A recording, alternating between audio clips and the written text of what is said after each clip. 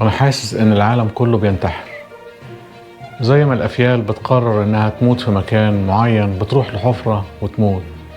شيء غريب جدا اللي حصل في أولمبياد باريس 2024، شيء بشع. خليكم معنا. أهلا بكم مرة تانية يا جماعة. الحقيقة يعني موضوع باريس موضوع مستفز جدا، ولكن ده بيفسر كل الكلام اللي أنا قلته على مدار ال3 سنين اللي فاتوا، إن المجتمع الغربي لم يعد كما كان، وأمريكا طبعا قائدة لهذا المجتمع.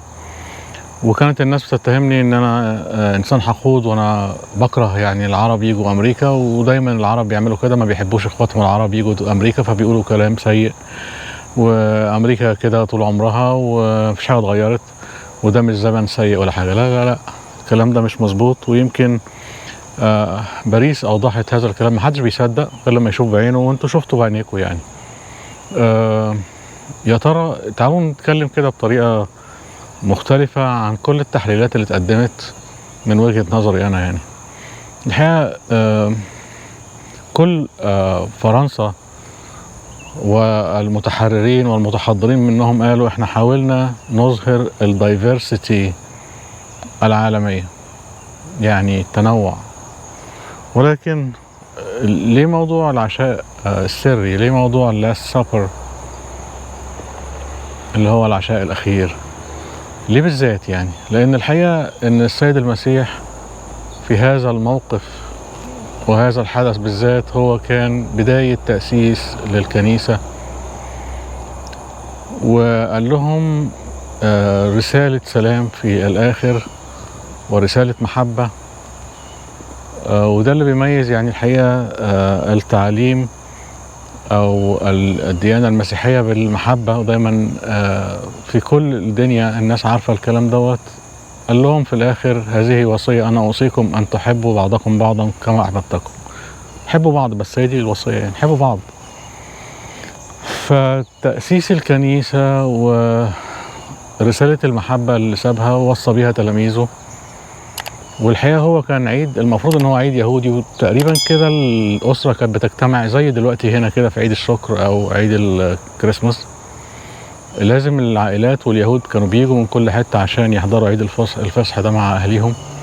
ولكن الحقيقة الموقف ما استدعاش كده، الموقف اختلف في العشاء الأخير، إن السيد المسيح أكل العشاء الأخير مع تلاميذه مش مع أهله، والتلاميذ ما كانوش مع أهليهم، كبداية جديدة أو كتأسيس للكنيسة الجديدة.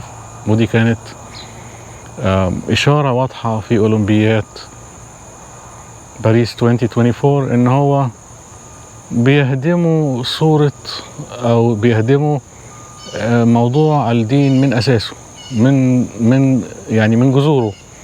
لأن المجتمعات الغربية الحقيقة هي بتدين بالمسيحية بنسبة كبيرة جدا.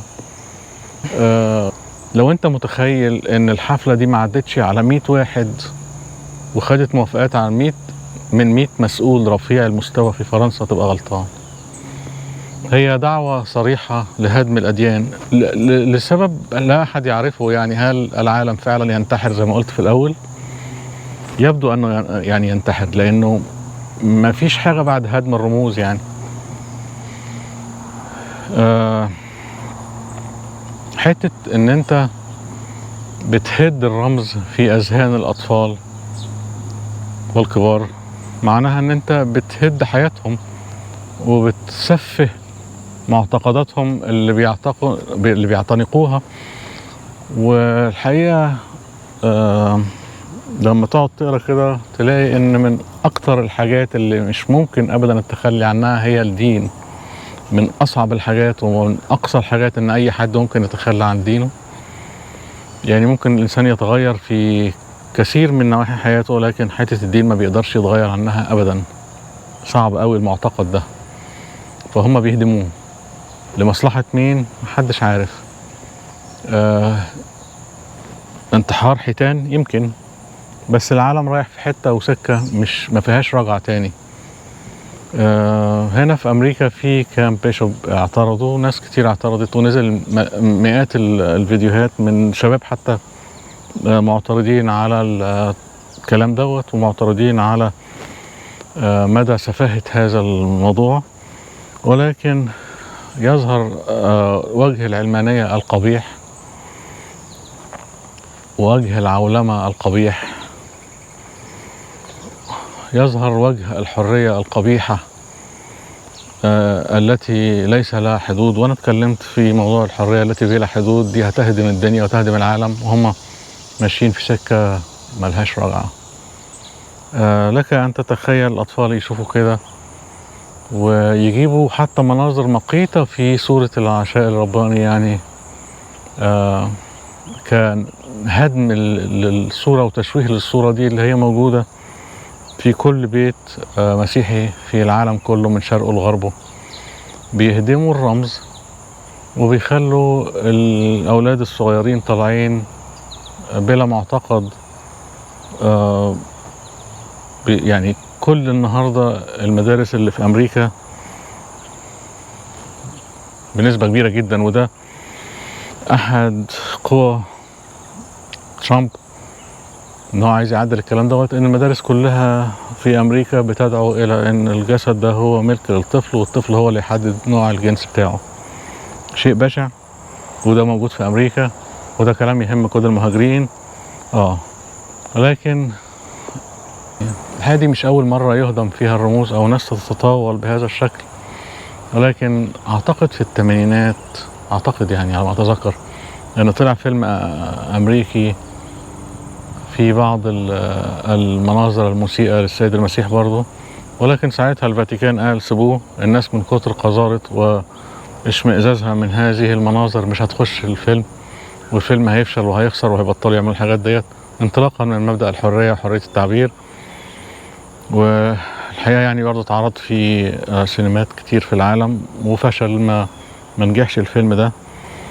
لكن هنا الأمر مختلف، لأن دي أولمبيات يا جماعة بيشوفها بلايين الناس من شرق العالم لغربه ومن شماله لجنوبه.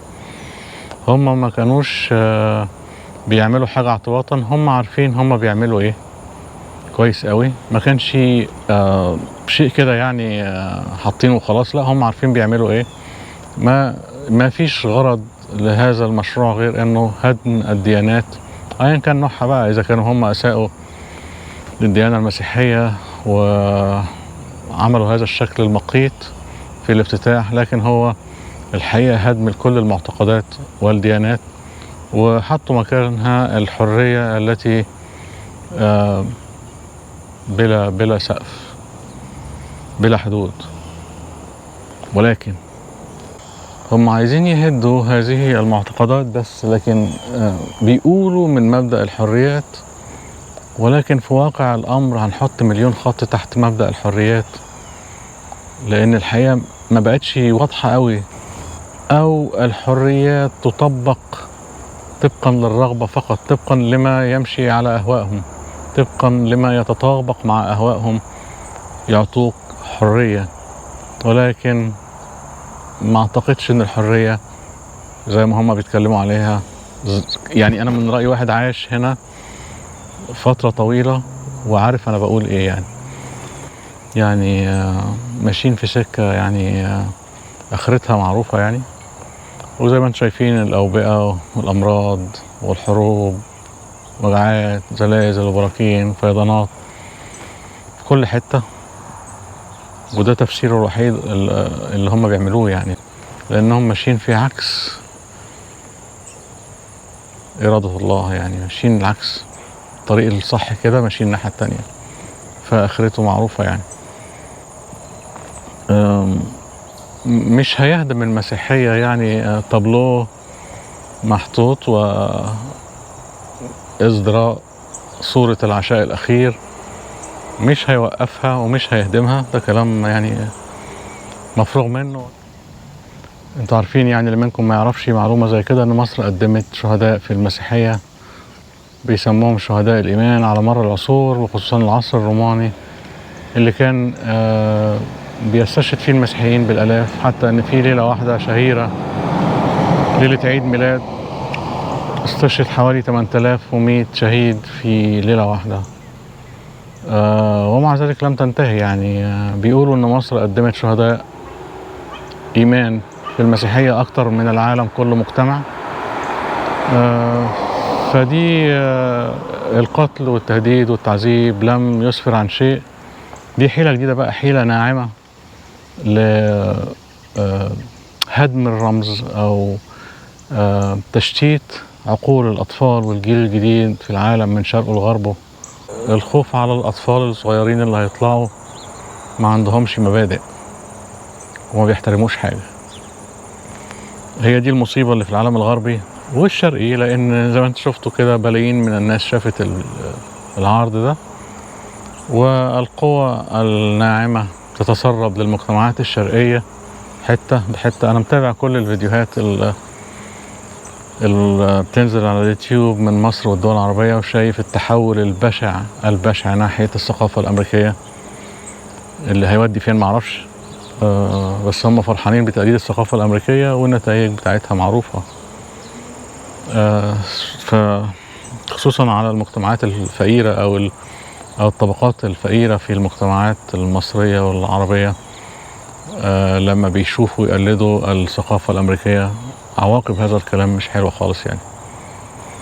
فأرجو إن احنا ناخد بالنا ونبقى متنبهين من هذه الحملة العالمية للترويج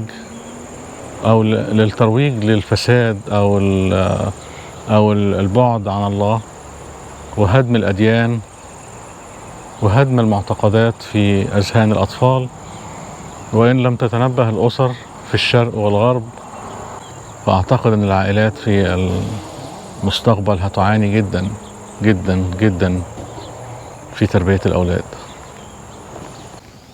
سنين سيئة، وأنا كنت أوضحت ده في فيديو قبل كده عن كاتب تنبأ وحاطط كده دراسة تاريخية عن كبوات وصحوات في التاريخ الأمريكي up and down.